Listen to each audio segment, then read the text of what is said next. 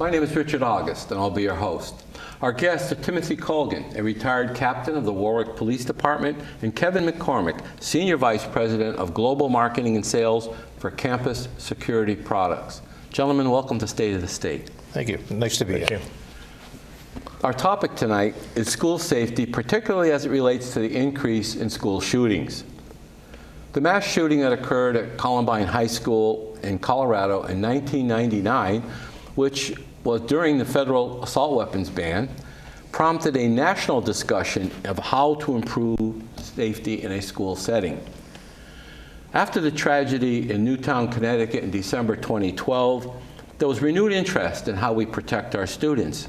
And since then, there have been numerous school shootings, and so this is an ongoing problem.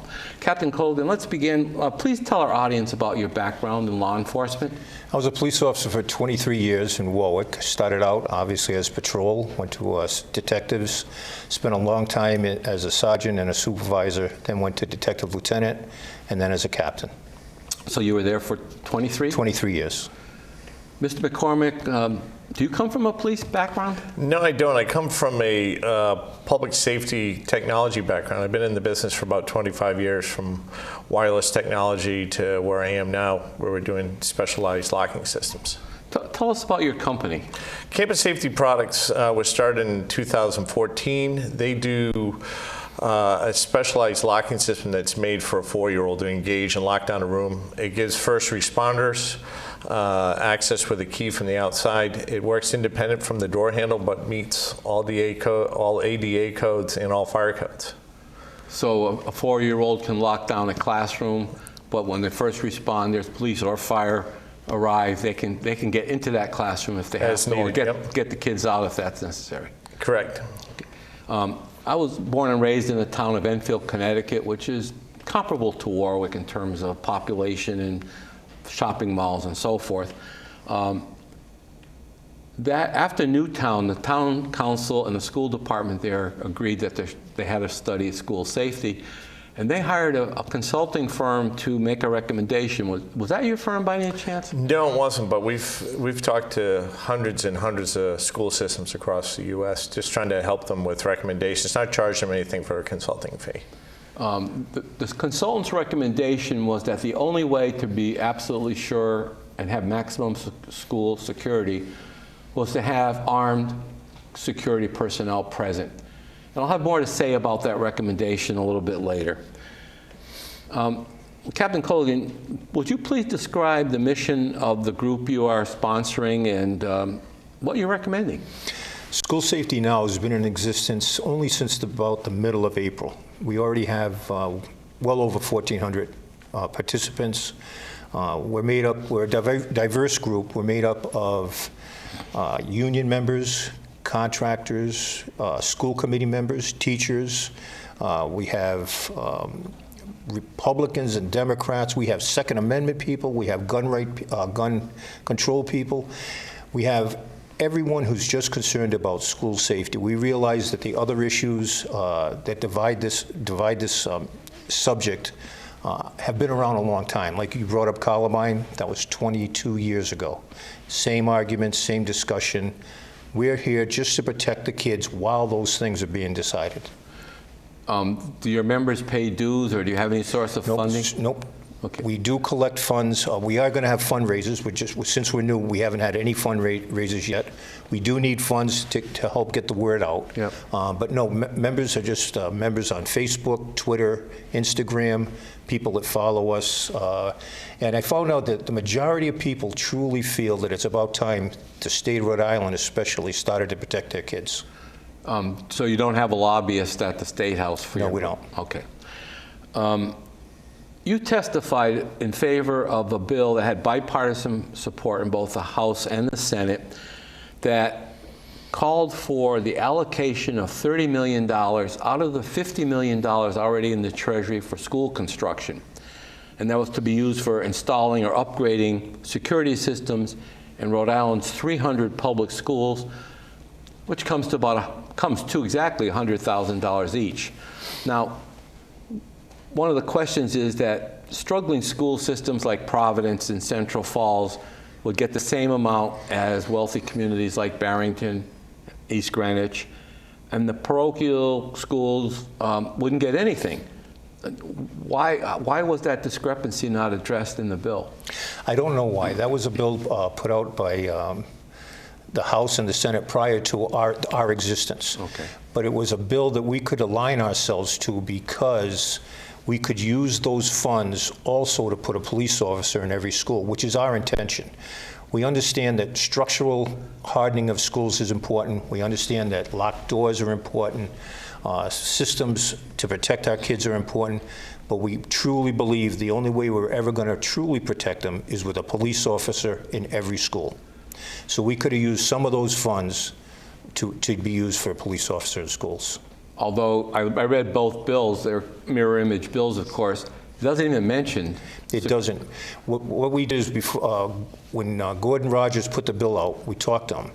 And the wording was such that it was ambiguous to the point where the attorneys indicated it could be used for law enforcement because it said any and all security measures. Okay. So it could have been used, and that's why we supported it. Well, a lot of bills are written that way with ambiguous language or language. And on a note, in regards to that bill, the Finance Committee tabled it. Now, they tabled it 2.5 weeks before the session was over. Yep. So in reality, they just buried the bill. In other words, by tabling it, they pretty much said, we're not going to deal with this matter. We're going to table it for further study. And that's just a way of getting rid of the bill. So very disappointed in the Finance Committee for what they did, or didn't do. But a lot of bills get tabled, as most of them, in fact, do. Right. Do you envision that this would be an assignment of a full-time sworn officer or officers, or would it be a detail for a police officer? I think either way would work. I think the important thing is to have armed security in every school. And just like TSA or courthouses, initially you're going to have different ways of getting the manpower. You're not going to have the manpower initially right away. So there's going to be hiccups and there's going to be growing pains. But as long as there's a law enforcement officer in that school, I think that those kids are going to be much better off. Do you have any estimate about what it would cost to put one police officer in all the schools? In Rhode Island, if we put one police officer in every school, 180 days a year for the full school day, would be about $24 million. And that's at a top rate pay for police officers. So I'm sure that when this program starts, because it's going to start, when this program starts, there's ways to cut back that amount of money. Okay, that would include just the public schools? Nope, that would be, $24 million would also include private schools. Okay. So who pays for the cost of the protection? In other words, would a private school be billed for the full pay and benefits? And let me explain what North Kingstown, where I live, had, right after Newtown, had a police officer assigned to the 2 middle schools and the high school. In addition, there are DARE officers there, and as you know, the DARE program was a separate funding grant. But the police officers were there really to provide security, and they were resource officers. So it wasn't just security. They were there to work with the kids that might be a problem, or get the kids used to talking to a police officer. Now, what would happen, though, was a dispute between the school committee, who said these officers are on the roster of the police department, town should pay, and the municipality said, wait a minute, these guys and gals are over at your schools full time, so you got to pay. And the result was, I think after 2 years, gone. Right. I'm not a finance person, but I can say this. It's certainly unfair to put that burden on police departments. It's certainly unfair to put it on school departments. So the only burden where the burden should be is on the state. So I believe that funding should come from the state to fund each municipality. Okay. Mr. McCormick, as a security consultant, is one officer per school enough, or would you need more than one, depending on the size of the school and whether it's a campus setting or a single building? I think in this day and age, some of the schools are, I was in one the other day that's 3 stories, and God forbid there's something happening at the other end of the school, or there's a situation, you would really need, depending on the square footage, maybe 1 or 2 or could be 3 officers. Really, the size of the school is really going to determine, and the amount of students in there generally makes that size of the school what's going to happen. Mm-hmm. So the number that you just quoted, the estimate would only include 1 officer per school? That was 1 officer Okay. for every school, but also included private schools, Yep. all elementary schools. Okay. So I have seen a video that has since been taken down of a student in North Kingstown High School in 9th grade, a huge kid that probably should be in 12th grade, and he was violently punching a small child, fellow student who was autistic. And this kid was actually hit to the point where he hit the floor. And finally, the teacher came over, put her hand up toward didn't touch him, would just put the hand to the chest, and the guy backed off. So my question is, would you envision that the school security officers would have to respond to a student fight or an assault on a teacher in addition to providing security on the premises? A law enforcement officer for the school's main duty should be, in my opinion, the protection of that school. That protection of that school also includes its students, and it includes any assault. So any sworn law enforcement officer is going to respond and needs to respond to any crime that's happening there. Mm-hmm. So if an assault is occurring, then that law enforcement officer is obligated to respond. Okay. Absolutely. So although I don't believe that should be his only purpose. Okay. So that would mean that if he's responding to a school fight or some other incident, there's no security at the doors or the perimeter of the building. So you're really arguing for more than 1 officer, right? I don't think so, because I don't think necessarily he's going to have a post where he's going to sit at the front door. I think his function is going to be to patrol the school, to walk around, and to be available for calls. The incident in Tennessee showed us quite clearly what a quick response and the proper adjustment to that shooter can do for you. So having more than one person there may be necessary, but not necessarily all the time. So this officer would be more of a school resource officer, not just dedicated to security? Well, my opinion is a resource officer, his function is juvenile delinquency. We need protection of the school. So in my opinion, it should be for protection of the school first. But that could be changed according to school districts. The people in a school may say, hey, I want his position to be juvenile delinquency and school protection. Other schools may say, no, I don't want him in the school intermingling with the kids. I want him strictly for school protection. So it's a community. The community can determine what his role is going to be. But as long as school protection is there, we're happy. One of the problems, and I'm going to, again, talk about a personal situation. My late wife was in a middle school for 25 years, and they had a school resource officer. And he was asked to respond to an incident where a student became quite violent, and several teachers had been knocked down and so forth. And when he got there, he actually restrained the student as a police officer normally would. And the school nurse was also called because this child had medication issues. And she later on had to report the officer to RIDE because she said, my responsibility, a charge from RIDE, is that I'm responsible for this child, and the officer was not trained in, quote, proper school restraint procedures. So, I mean, you run into that problem that has to be addressed as well, not just say, okay, I'm going to have a police officer there and he can respond, right? Right. People can always make an excuse for everything. So that police officer, if he was a resource officer, was trained correctly. He went to an academy that trained him in how to restrain a person committing a crime. Now, even though that person committing a crime happened to be a student, nonetheless, he's still a person committing a crime. So the training was there. Mm-hmm. You know, it's kind of like I can say, well, I know some politicians that got arrested. We better not have any more politicians. Yeah. Or I know some doctors that got arrested. We better not have any more doctors. Or I know superintendents that got arrested, better not have any more superintendents. So people can always pick and choose the terrible incidences in their minds, that what they perceive, and use that against it. But the whole bottom line is we need a police officer in every school to protect the kids. All right, let me direct this question to Mr. McCormick because you don't have a police background, but I said in the town of Enfield, Connecticut, the consultants said, okay, got to have armed security.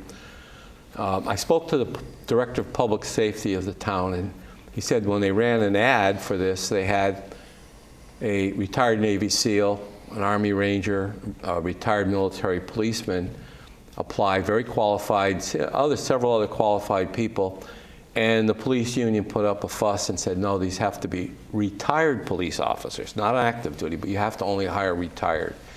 And so they had to hire retired police officers from several different communities. So I guess my question is, as a consultant, do you believe that an armed security guard without arrest powers could come from the ranks of, say, an Army SEAL or a military policeman? I think you really need that police background because, one, it's a different kind of training they're going to go through. And, I've talked with schools across the U.S. and the police that are there, they're dealing with people kids have been abused, teachers that have had situations, and it's not only, they're part of that community where the kids actually grow that trust and talk to the police officers. So a lot of them will find out something that's going to happen before it even happens and actually stop it from happening. And that's where it's always an ongoing training because it's a yearly learning process, month by month, and how to train with the kids and learn what to look for. God forbid it's a child that's been abused or beat up at home. Everyone knows about there's tough things that are going on in people's houses. Captain Colgan, do you think all these security people have to be active or retired police officers? Could a retired police officer fill the role? I don't think so. Obviously, I would love to see a law enforcement officer in every school.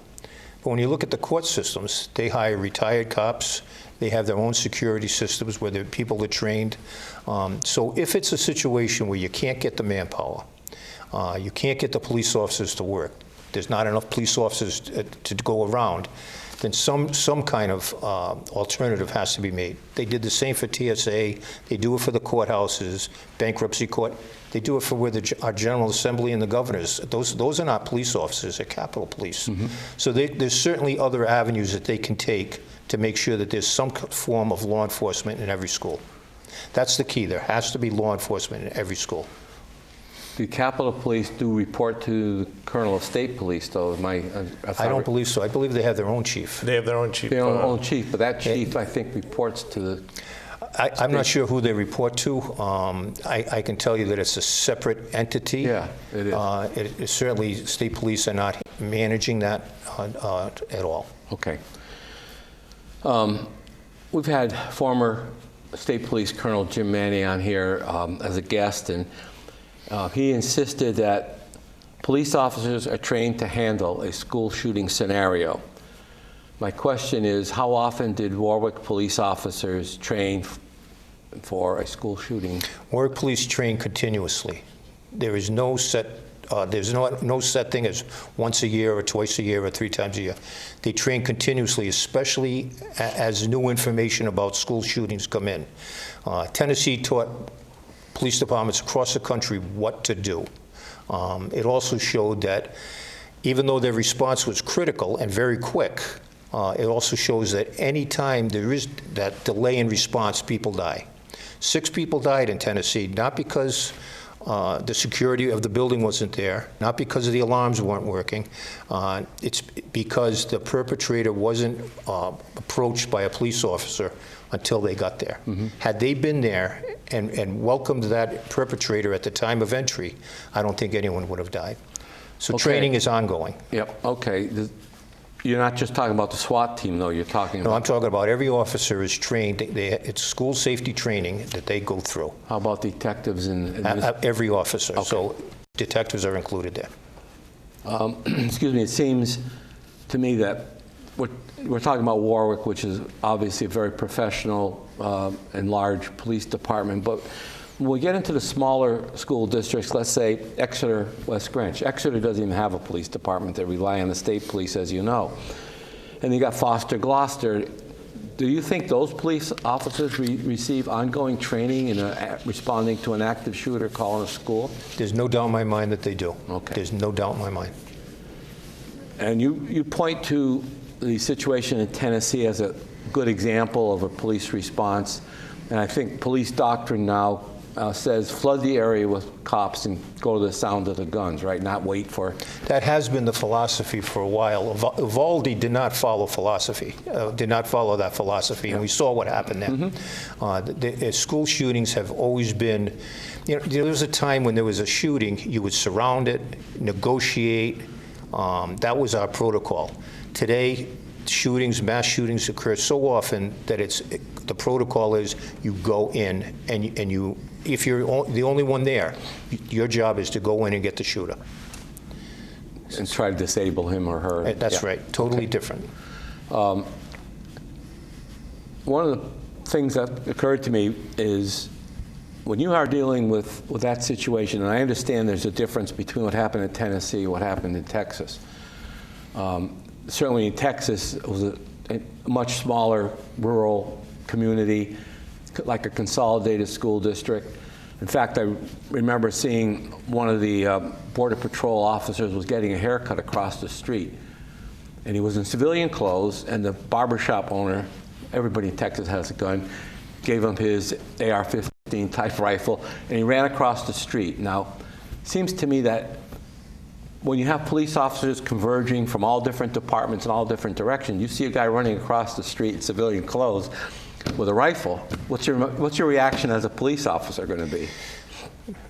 You're going to be very concerned about that. And any police officer who would run into a situation like that, carrying a weapon and not carrying his ID in his other hand, is creating a problem for himself. And I think we had a shooting in Providence with a police officer that was in at Cornell Young shooting, where he didn't identify himself, and that's a mistake. That's a mistake. Actually, he was shot by one of his academy classmates at Providence. Absolutely. Yeah. So I don't think misidentification is a dangerous part of police work. Of course, and I think people don't understand that the stresses and the tension and the adrenaline's running and your heart rate is up and everything else that happens in one of those situations. And that's where training comes in. And that's where your training has to come in. And it's such a difficult thing, and you're called upon to make split-second decisions, and that's what people don't understand. Now, most police departments in the state, I've heard that are having difficulty attracting qualified men and women to come into the department. If you added 300 police officers, that's just the public schools, that doesn't include the private schools, you're talking about filling positions, especially like Exeter doesn't even have a police department. You have the consolidated small police departments of Hopkinton, Richmond, Foster, Gloucester, Charlestown, Block Island. Do you see isn't this like a problem that would come down, the devil in the details in this proposal? This is a big problem, but it's no bigger a problem than there was for TSA. TSA had the same roadblocks. How are we going to get the manpower? How are we going to get the material? How are we going to get the machines in every airport in this country? Courthouses had the same problem when they first started. How are we going to get the manpower? So the point is, everything's possible, but you got to start. I don't expect full compliance of every school having a police officer in the first 2 years, perhaps. But as time goes on, you build up your supply. Now they may very well go to a different type of armed security, like the Capitol Police did. But you have to start somewhere. You can't use that and say we can't do it. Mr. McCormick, it's been reported that several school districts, mostly in the Midwest, have allowed faculty and staff to volunteer for intensive training in an armed response to a school shooting in their school. And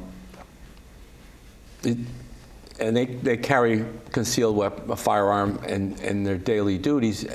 What do you think is wrong with that proposal? What's your opinion of that? Well, it comes down to a lot on that is, how's the gun being stored? First, everything I say is, where's that being stored? How that teacher, he or she is trained on it, and when do they actually take that out? This day and age, you've got a kid that's, a football player, let's say he's 220 pounds, and you got a smaller teacher. Is he going to, all of a sudden you're introducing a gun to somebody that's not well trained like a police officer would be? Well, I'm prefacing that with, I've seen the videos of the training these people go through, and during the summer, if they don't all have to do it. It's a volunteer situation, no extra pay, but they come in and they actually go through their school with police officer supervision, explaining to them, teaching them what to do in response, and then they have to qualify, obviously, with the firearm they're using. It's going to take an extensive amount of training to make sure that it's done properly in conjunction with the local police or sheriff. If it's out in the middle of, I dealt with a school in Kansas where essentially it's multiple jurisdictions are trained monthly. They don't even, some schools only do, active threat, or I hate using the word shooter, but an active threat in a school. They'll do that once a semester, but they'll do a fire drill every month. So how do you take that mentality away and say, but on the same hand, you don't want to scare the kids. You want the kids to be comfortable. They're there to learn. That's all you want to do is just make it safe for them to learn. You want to add to that comment? Do you have any No, feeling about I that? understand the teacher's point of view that they don't get paid to protect the schools. I understand that. I understand that a police officer should be there, and the biggest thing with having a police officer there is not only his training, but his experience. Experience dealing with the bad element is critical to have that basic instinct on how to react. So I understand teachers saying they don't want to do it, and I think that it's certainly good enough reason that we can put a cop in every school. But these are not teachers that are being forced to do it. These teachers are volunteering. They're and they're being trained specifically in their school for an active shooter situation. I can tell you that if my kid was in school and a teacher was protecting him, whether it was with a book, a knife, or a gun, I would be happy the teacher was there and prepared. But I can't say that is necessarily the route that we should take. Just like the senators and congressmen wouldn't want another senator or congressman carrying a weapon in their sessions during their political work, right? So it's not the ideal situation. It may be the only situation, but it's not ideal. Okay.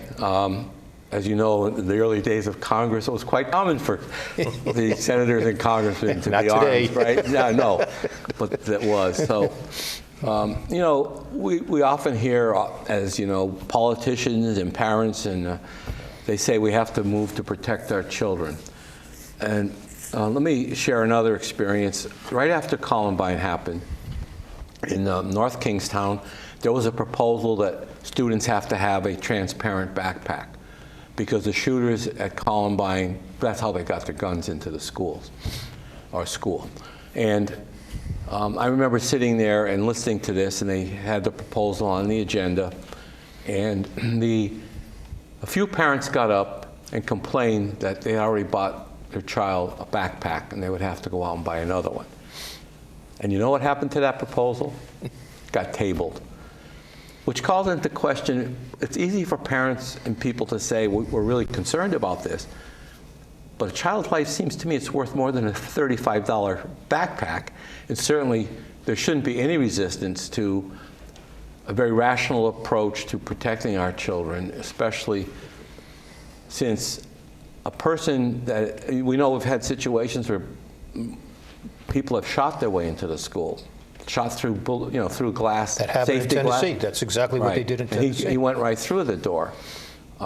It's a tough situation, and certainly, I wish we had more time to discuss this, but we're almost out of time, and I think we've covered a lot of ground, and I certainly thank you for your participation. And I'd like to know if you are going to propose a bill in the session, next session, that would be more in line with what your group is proposing. Our agenda right now is to get cities and towns to send resolutions to our lawmakers and to propose a bill that will do exactly what we want, and that's put law enforcement in every school.